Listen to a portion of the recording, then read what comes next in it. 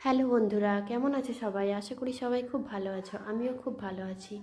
আমরা এই দোকানে গিয়েছিলাম একটা ডিসপোজার কেনার জন্য আর ঘরোয়া কিছু জিনিস কেনার জন্য।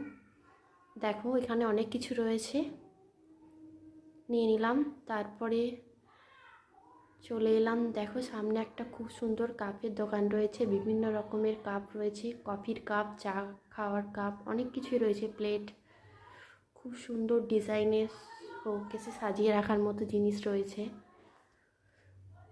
দামগুলোও কিন্তু খুব সুন্দর ছিল। তো এখানে বেশি কিছু কিনিনি, কয়েকটা কাপই নিয়েছিলাম। ভিডিওটা কেমন লাগলো সবাই কমেন্ট করে জানাবে। এখনকার মতোই টাটা।